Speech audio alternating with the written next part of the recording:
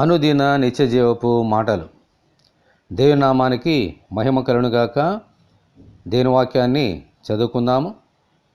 నీవే నా దేవుడవు, నీ చిత్తానుసారంగా ప్రవర్తించుటకు నాకు నేర్పము. దయగల నీ ఆత్మ సమభూమి గల ప్రదేశమందు నన్ను నడిపించునుగాక.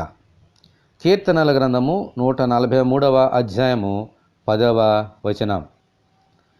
దేవుని చిత్తానుసారంగా నడుచుకొనుట అనేది మనుషుల వశంలో లేదు. దేవుని కృప ఉంటేనే తప్ప ఆయన చిత్తానుసారంగా ఈ లోకంలో జీవించలేం.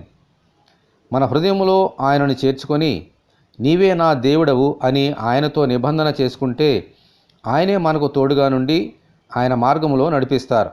హల్లెలూయా.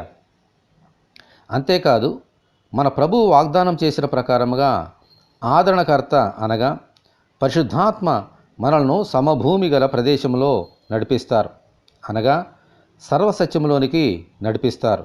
ఆమేన్. హల్లెలూయా. ప్రభువా, నీవే మా దేవుడవు, మీ ఆత్మ ద్వారా మీ చిత్తానుసారముగా జీవించినట్లు మీ సత్యమైన మార్గంలో నడిపించినట్లు దయచేయమని ప్రభు అయిన యేసుక్రీస్తు ద్వారా మనమందరము దేవుని ప్రార్థన చేసుకుందాము.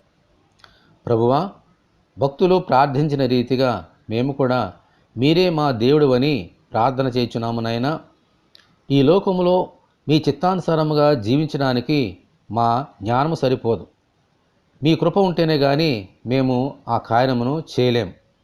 మేమెల్లప్పుడూ మీ యొక్క చిత్తమును నెరవేర్చినట్లుగా మీ కృప మాకు అనుగ్రహించండి.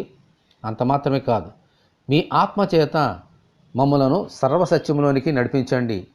సమభూమి గల ప్రదేశంలోకి నడిపించి నీ వాక్యమును మాకు బోధించి మీకు ఇష్టమైన బిడ్డలుగా ఈ లోకంలో జీవించినట్లుగా మీ కృప మాకు దయచేయమని, ఈ వాక్యము వింటున్న నీ బిడ్డలందరినీ దీవించమని యేసు అతి పరిశుద్ధమైన నామములో ప్రార్థన చేయుచున్నాము తండ్రి.